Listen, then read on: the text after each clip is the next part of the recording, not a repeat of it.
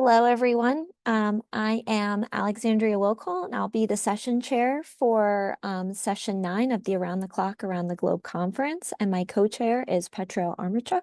And we have several other folks online that have helped organize the conference as well. At this time, I'm going to announce our invited talk, Dr. Tiffany S. Santos.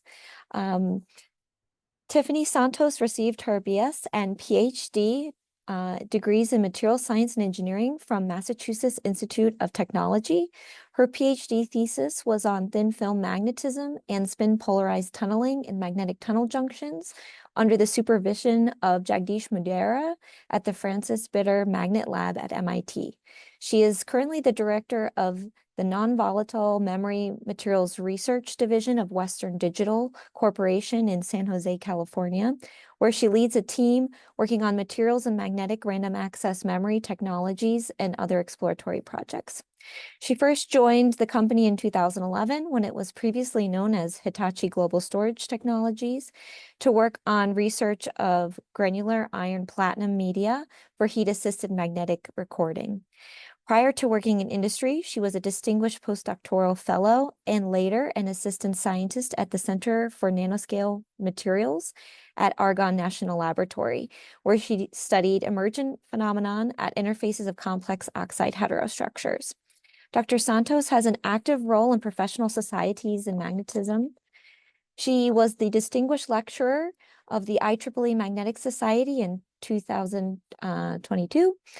She is the general chair of the 2025 Magnetism and Magnetic Materials Conference hosted in Palm Beach, Florida. In addition, she's received prestigious awards such as the L'Oreal USA Fellowship for Women in Science. And with that, I will let you share your slides, Tiffany, and get started. Okay, thank you so much for that very kind introduction, Alexandria. Good morning. It's morning here in California. And let me get my slides set up here. And just so you know, Tiffany, I'll put a timer in the corner that you'll be able to see from your Zoom screen. Okay.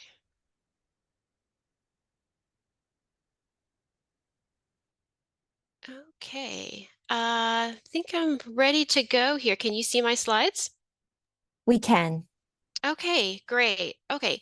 Thank you so much to the organizers for giving me this, for inviting me and giving me this opportunity to share some of the work going on at Western Digital. I've tailored this talk for an audience of students and postdocs, and it's really a treat for me to talk to you because in my day-to-day here working for a company, I don't get to interact much with students and postdocs. So there will be time at the end for questions. I really like to hear from you. I hope you find it interesting. So this is a talk, Spins and Flips, Advanced Studies with Tiny MRAM Bits. Okay. And I work at Western Digital. My office is located in San Jose, California, and Western Digital is a data storage company. We do have two products in mass production. One is the hard disk drive, and the other, which is sold under the brand name SanDisk, it is the solid state drive based on NAND flash. But I'm not really going to talk about those technologies today. What I really want to tell you about is the research that we're doing at Western Digital Research on MRAM, magnetic random access memory. So in this talk, I'll give an introduction to spin transfer torque MRAM. Then I'll tell you how we make tiny MRAM bits. And then I'd like to spend some time telling you what we do with tiny MRAM bits. So at Western Digital, we are working toward making a new MRAM product. So I won't say much about that. But on the way to trying to achieve that, we do take the time to try to get a deeper understanding of how these devices work. So we do some fundamental studies here. One main one that I'll give some examples on is how we strive to link device performance to the full film magnetic properties. So it's a lot easier to characterize magnetic properties on full unpatterned films. It's a lot more complicated to study magnetic properties in the finished MRAM devices. But for what device data that we do get, if we can link that performance back to the full film properties, then that'll give us some insight in how we can tailor the magnetic film properties for best performance in the devices. So I'll show an example of things we do with the tiny MRAM bits. One is to measure the damping by a technique called spin torque FMR. I'll show you how we observe the switching mechanism of the free layer by doing time resolved electrical measurement for the MRAM bits. And then I'll also briefly highlight a demonstration of a binary neural network using one of our MRAM arrays. And then I'll point out some of these studies were done by Western Digital in collaboration with a university and a national lab. So I'll start out here. What is an STT MRAM cell? That's spin transfer torque MRAM cell. And it is one magnetic tunnel junction to one CMOS transistor. And let me first describe the magnetic tunnel junction because it is the key element here for this whole memory device. So it is a tri-layer sandwich. It is a very thin insulating MgO tunnel barrier, about 1 nanometer thick or less. And it has a ferromagnetic reference layer at the bottom and a ferromagnetic free layer at the top. And this device has two very well-defined resistance states depending on the relative orientation of the magnetization of these two ferromagnetic layers. So you have a low resistance state when the magnetizations are oriented parallel to each other, and you have a high resistance state when the magnetizations are anti-parallel to each other. And we can define the tunnel magnetoresistance ratio as the difference of these two resistance states over the low or the parallel resistance state. So the magnetic tunnel junction is paired with the CMOS transistor, and the transistor supplies the right current for switching the magnetization of the free layer to be parallel or anti-parallel to the reference layer. And there's no magnetic field required to do this. So it's a magnetic device that doesn't require a magnetic field. And Everspin in 2015 released STT MRAM products on the market. This was with in-plane magnetization of the magnetic tunnel junctions. And then later, more recently in 2020, this is when they started with perpendicular STT MRAM product where the magnetization of the tunnel junction is perpendicular. And going forward, I'll be showing perpendicular magnetization, because that's what we're working on here. So the writing process happens by a mechanism called spin transfer torque, and I'll describe that in this schematic here. You have this very thin insulating tunnel barrier labeled as spacer here with the reference layer to the left and the free layer to the right. And you have the current passing perpendicularly through the layers. And initially, this current has electrons with random orientation of spin until they conduct through the reference layer, and then this current becomes spin polarized. So then by conservation of angular momentum, the free layer feels a torque acting upon it by the polarized spins coming from the reference layer. If you have high enough current, then that torque can be large enough to switch that free layer magnetization. And this spin transfer torque mechanism was discovered by two theorists in 1996, John Slonczewski and Luc Berger. So here I'll walk us through the reading and writing process of the magnetic tunnel junction in the STT-MRAM cell. I'm showing here resistance versus applied voltage. It can start here at the high resistance state. You just read what resistance state you're in by applying a small bias voltage. If we're in the high resistance state, for example, written bit of 1, you have this anti-parallel alignment of the two ferromagnetic electrodes. And then when you want to flip the magnetization, so going from anti-parallel to parallel, you apply a voltage surpassing the critical voltage for flipping the free layer magnetization until you reach the parallel state, or the low resistance state, or written bit of 0. Then, when you want to flip it back to the anti-parallel state, you apply a bias voltage of the opposite polarity till it flips back. And just for demonstration purposes, so this was done completely by applying a bias here. But if you wanted to do this by sweeping the magnetic field to flip the free layer, this same device would have the resistance versus magnetic field curve here. Again, you see the two well-defined high resistance state and low resistance state. Okay.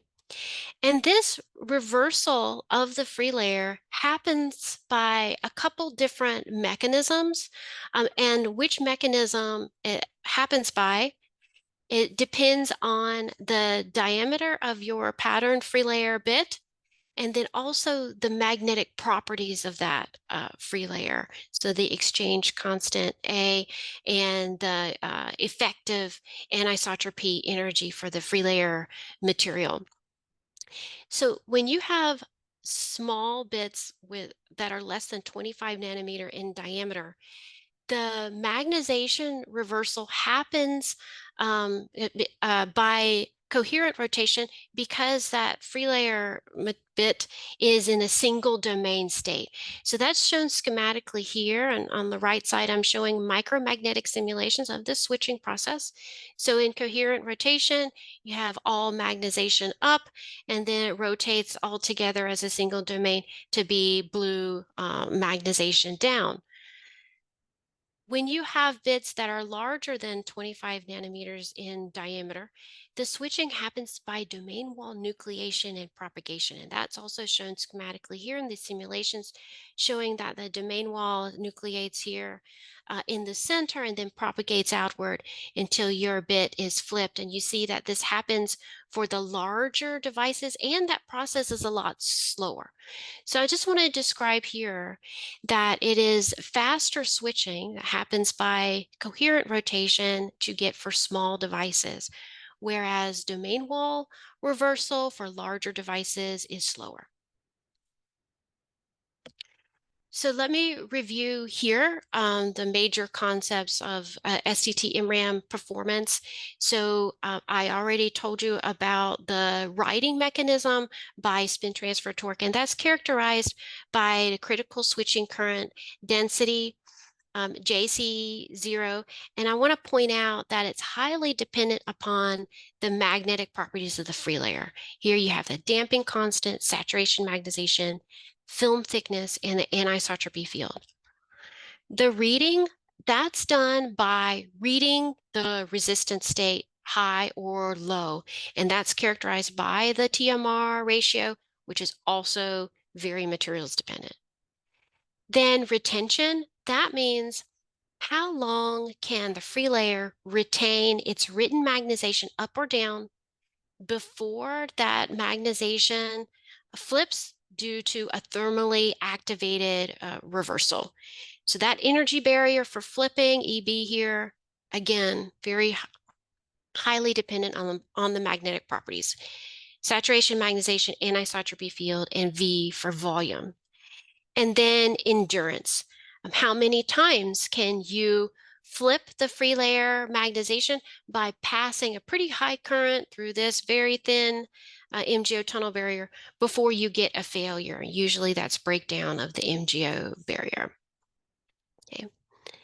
So there are STT-MRAM products that are available on the market now. We have these MRAM manufacturers that partner with these foundries to produce MRAM products. And the main application for right now is as a replacement for embedded flash, because STT-MRAM scales better to the 22 nanometer semiconductor node compared to embedded flash. So MRAM applications as a replacement for embedded flash that includes consumer electronics, automotive electronics, medical equipment, industrial automation, Internet of Things, and wearables. And I'm showing here a couple of examples of some watches that do have MRAM chips in them. Okay. And so if we look at all of the companies that are involved in the MRAM industry, you have folks in IP and design, in the manufacturing, the fabrication, and also research, and then metrology. So if you're interested in this application of magnetic materials and technology, then you can think of these companies here as potential employers in the future. Okay. So the MRAM bits that are in products today, on the left side here, I'm showing, they're around 70 nanometers in diameter.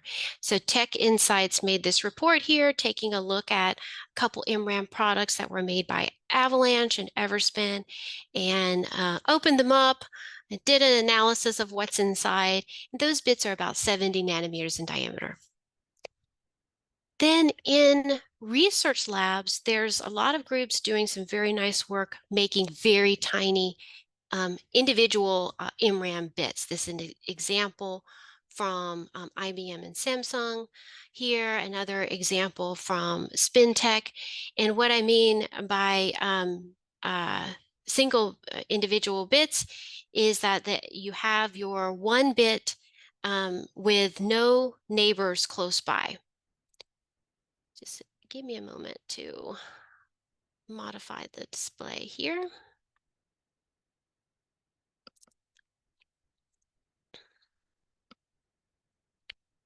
Okay. And then on the right side, in industry, there have been some companies trying to make a demonstration of tight pitch MRAM. So that means MRAM bits that are very regularly, tightly spaced and close together. So the best demonstration of this that we've seen to date is from already a while ago, SK Hynix and Toshiba, where they did a demonstration of a 4 gigabit chip with 90 nanometer full pitch. So that means it's 90 nanometers between the center of one MRAM pillar to the center of the neighboring pillar. So let me describe to you how we go about making small MRAM bits. So, and this will follow along a publication our team has going into detail on how we do this, especially for a tight pitch array. We had the goal of doing a 50 nanometer full pitch array. But the process is similar even if you're trying to do widely spaced array of MRAM bits. So you start from the unpatterned film stack, and this is the entire film stack of the magnetic tunnel junction structure, and we want to end up with our MRAM bit array. Okay. So in our research lab, we do the patterning of the small bits by electron beam lithography. So we start out here with the deposited film.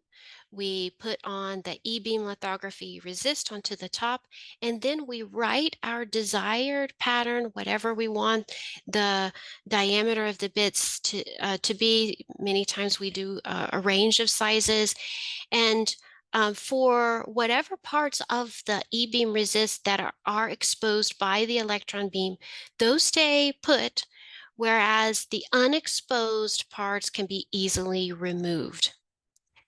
Then the parts of the resist that remain, they act as a mask for this, for then a subtractive process that we do, which is either etching or a milling process. It's a physical process using argon ions to remove the parts, the deposited film that are not protected by the resist mask. And then final step here is to remove the resist mask and actually the other parts of it are to put on the top electrodes as well, but I'll in the detail there. So in our demonstration, in our research lab, so here is a tightly pitched 50 nanometer full pitch small MRAM array here. And we did an extra step of building this array on bottom point contact electrodes that we prepared into this substrate prior to building the MRAM array on top.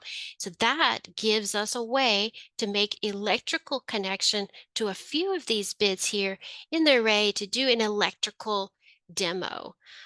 So we can have a closer look at this by taking a diagonal slice through this array structure here, and that gave us this cross-sectional TEM image here of the MRAM bits aligned on top of these bottom contacts here that allowed us to do electrical demonstration showing the resistance versus voltage switching for high resistance and low resistance states, giving us a TMR value, a pretty healthy value of 100%. Okay, so now that I've kind of given an overview of how we make the tiny MRAM bits, now let me describe what we do with them, starting with an example of how we link the device performance to the full film magnetic properties. So in this example, we're engineering the free layer magnetic properties to try to achieve a lower switching current. And so here came up with this free layer design shown here.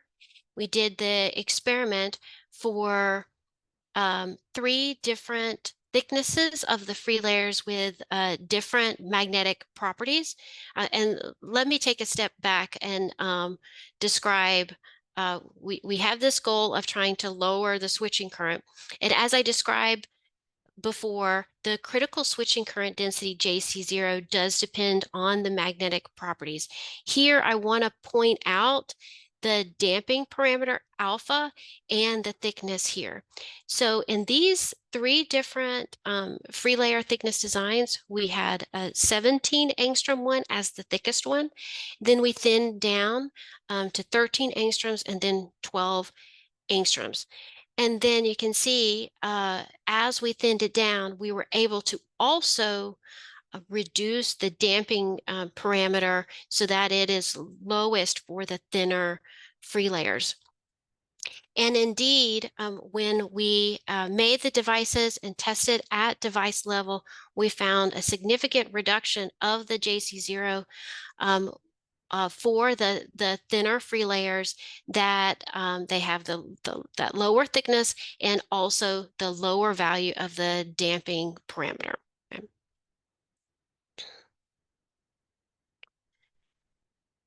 So continuing on with our characterization of damping for these free layers, and here again is a study with this very similar thin novel free layer design here that shows the low switching current density.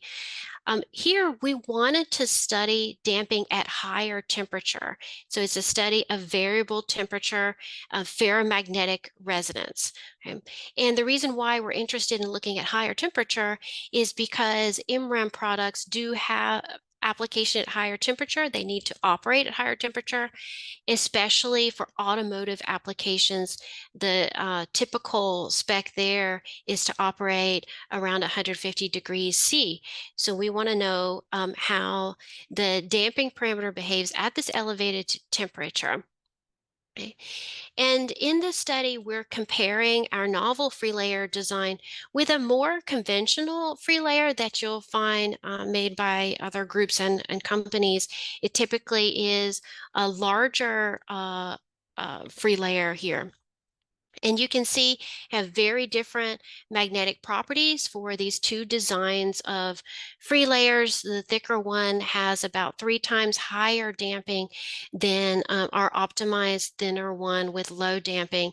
And indeed, when the measurement was done at elevated temperature, it is the thin free layer that has a very small or weaker increase as you raise the temperature compared to the conventional one. So this study was done in collaboration with Professor Mingzong Wu's group when they were at Colorado State University. I think Professor Wu recently made a move to the East Coast at Northeastern University. But here we provided these films, and they had done the high temperature ferromagnetic resonance measurements. Okay. So that was an example of our studies of damping at the full film level, but what about damping in devices? So this is an in-house study that we've done.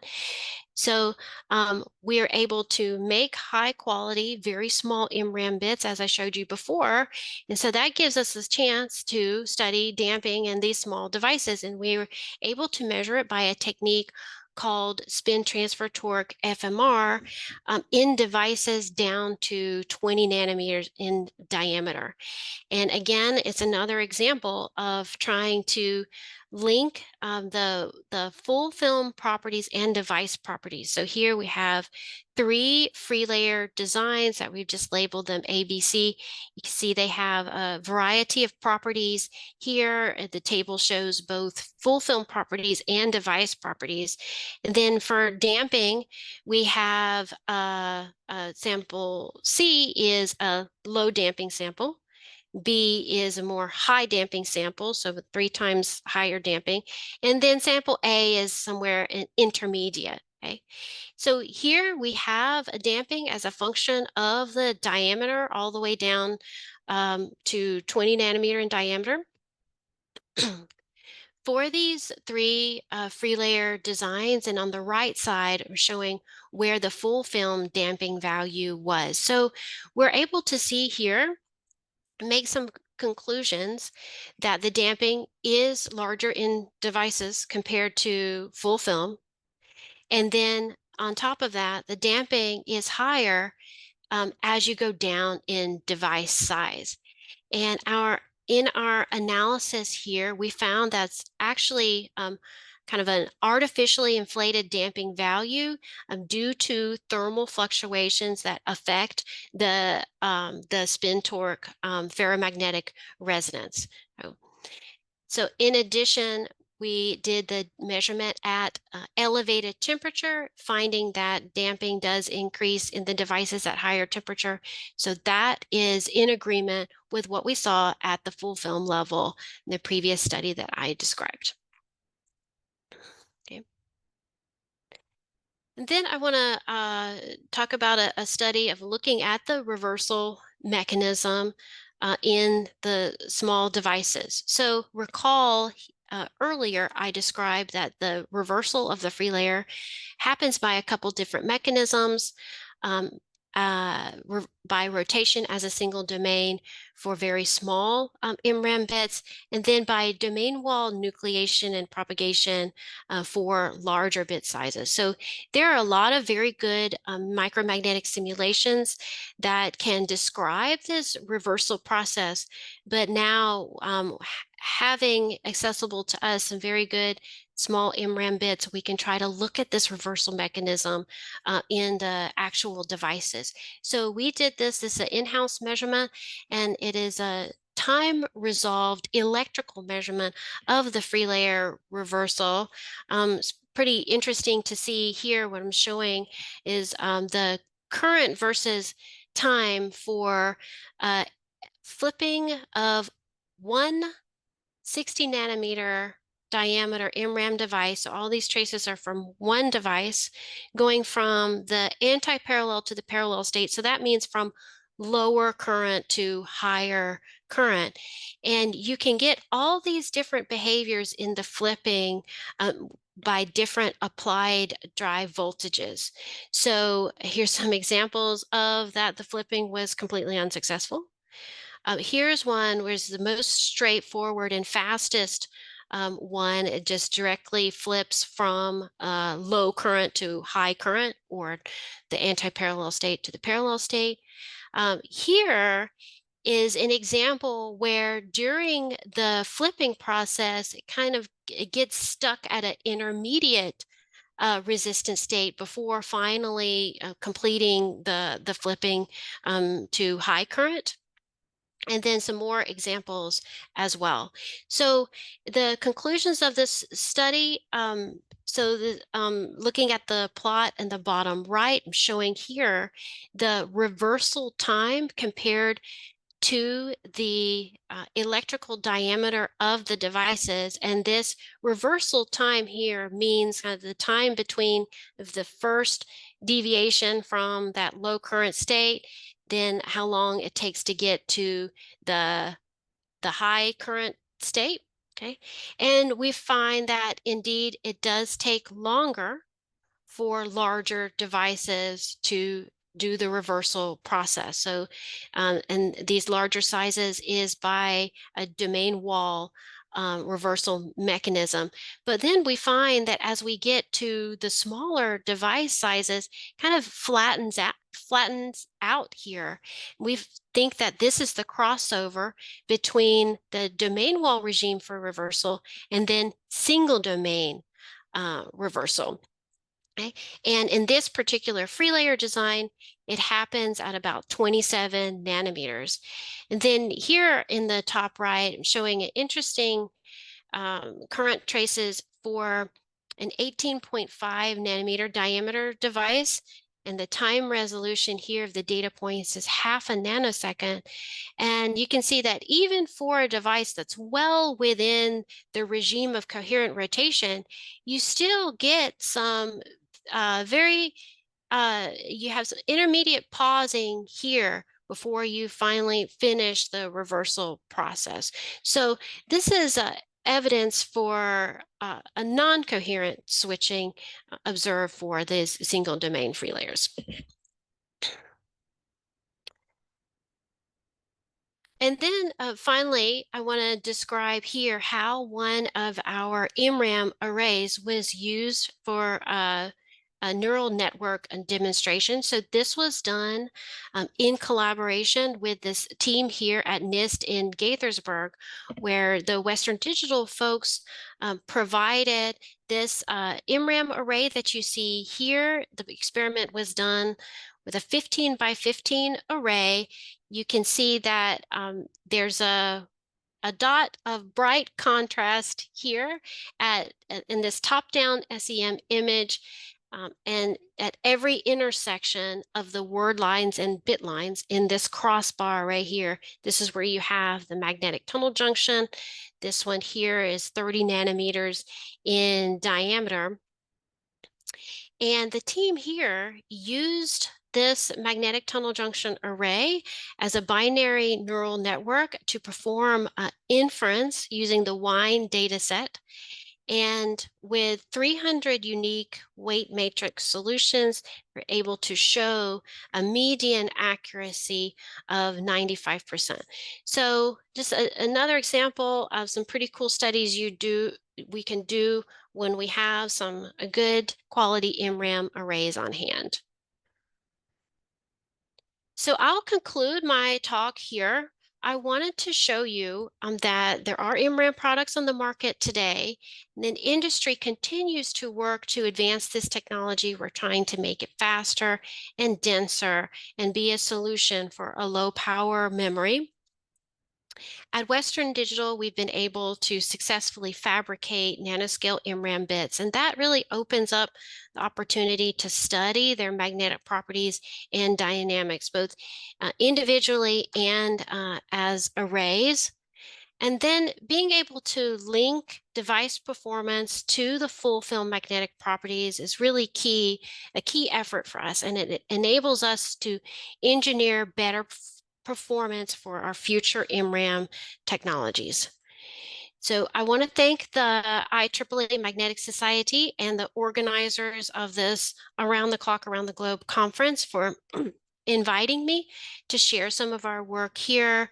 Um, and I want to acknowledge the folks that were inspiration for me to put together this talk, my PhD advisor at MIT, Jagadish Mudira, and then my colleagues at Western Digital.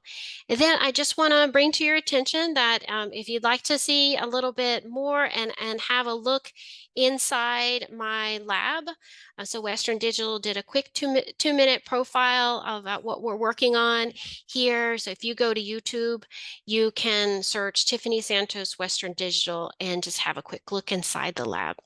And with that, I thank you very much for your attention, and I'm really looking forward to hearing your questions. Thank you. Thank you so much, Dr. Santos, for that excellent talk. For those who would like to ask a question, please raise your hand and we will unmute you. And then I guess I'll get the ball rolling on questions. You did some really beautiful studies on these pitched arrays and also looking at how different properties such as the damping change with size. So besides the E-beam lithography, what are the fundamental limits of these pitches for the bit arrays? And what are the kind of challenges you see that you need to overcome to make them even more dense? Um, okay, so yeah, I'll just make a note about the E-beam lithography. So that is something that we do in our research lab, but really in manufacturing, E-beam lithography as the method to try to get the tiny bits is not really a viable solution because it's so slow. So you have to consider other means of lithography to get this tiny bit arrays, and they will have their own limitations as well. But what I would say is that it's very challenging to make tightly spaced MRAM bit arrays because the bits are very close to each other, the neighbors are very close, and they shadow each other during the milling process, and you're trying to remove a lot of material in between the bits as you do this milling or etching process to define the bit shape. Okay, so there's just a lot of optimization involved, and you want the MRAM stack to be as short as possible to help with that. During the milling process, you can visualize that the wafer is rotating at that time. You're doing an angled mill process to clean up redeposited material that you get on the sidewalls. So you have initial directional mill and then a sidewall mill to clean up redeposited metal that will otherwise short across the insulating tunnel barrier. So there's just a lot of things to consider there, and it's something that's important as we think about a technology, but then future generations as well. Can we keep scaling it?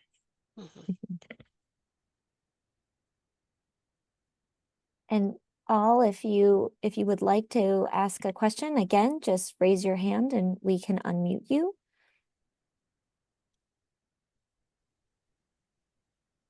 Hi, and Alexandra and Tiffany. Can I ask a question, please? Yes, Please. go ahead. Thanks, Tiffany. Excellent talk as always. My question, basically, both are connected. So one is the damping constant as a function of thickness. Beside is basically improving as you thin down the film, which is counterintuitive to what we have seen in the literature that when you thin Yes. down, basically your damping goes high, and it makes sense because your band structure is very different in a thin film than the bulk. And that's all related to the damping constant. The second question is related to this size. So it's like a built film, you measuring the film. When you go to the 20 nanometer real device, how's your damping looks like? Is very different or is the same? Okay. So I think you're asking me about kind of this Yeah. study here, Yeah. lower damping as you get thinner. What was your specific question? Yeah, that's the one. What's your explanation why it is reducing with the reducing thickness? It's Okay. basically yeah. Okay, so it is definitely the case that, and there are some nice literature studies on this, as you thin down the cobalt iron boron layer, so that's the primary material that we use in MRAM devices, that as you thin down, damping can go up, and it can go up a lot. So in this example here, I can't reveal kind of the, the secrets that we did, but we did strive that as you thin down, you still maintain this very low damping here. So it is a matter of uh, trying to reduce a dead layer that could occur um, during your sputter process and at the interfaces with the various materials the cobalt iron boron comes in contact with. Okay. And then Thanks. you asked about the 20 nanometer devices Yeah, damping. yeah. Okay, You have it. yeah. Yeah. So it's interesting in this study that, yeah, I'm showing here that the damping can get quite high even for 20 nanometer devices. And this we found rather conflicting with our measurements that the switching current actually remained really quite small for our 20 nanometers devices. So that doesn't make any sense, as it shows here the damping is blowing up, but then how did we achieve low switching current still? So it really took some head scratching here to figure out, really delve into the spin torque FMR technique, and actually found that inherent to the technique, you will get thermal fluctuations that artificially enlarge the damping value that you see, especially for the small devices. So actually what reported here is not the real damping value. Okay. But we did make a conclusion that it is the case that in devices we do have higher damping compared to the full film, and that we attribute to that the fabrication process. Again, it is this milling to form the MRAM pillars that is really critical, and milling will cause in damage to the sidewalls. So we really try to optimize the process to minimize the sidewall damage that will degrade your magnetic properties and raise the damping. And we were able to model this in this study by using a shell model where the outer shell of the MRAM pillars, it does have some degraded properties compared to the core. Okay. Yeah. Thank you. One quick follow-up on that. Is it due to the roughness of the sidewalls that's increasing the damping from damaging of the milling process, or is it affecting like oxidation along the pillar edge, or? Okay, I wouldn't point directly to a roughness, but Okay. oxidation is important. And in fact, one of the things that that is common to do is that when you do the milling process, you're removing a lot of metal material. Aside from this very thin tunnel barrier, everything's metal. It gets redeposited on the sidewalls. And one step you can do is oxidize this metal so that it won't cause shorting of the devices. So there is oxidation at play. So it'll help you get oxidize and get rid of some of this metal, just turns to oxide, or the redeposited material. But then you're also exposing your precious cobalt iron boron magnetic layers to the oxidation as well. So it's a tricky step to pull off. Yeah. And then another hypothesis is that despite our attempts to oxidize this redeposited metal, perhaps there is some small metal that remains, and we know that when our ferromagnetic layer is in contact with a non-magnetic heavy metal, that can cause spin pumping, which will give you a higher damping on the outer wall as well. So there could be a lot of things at play here.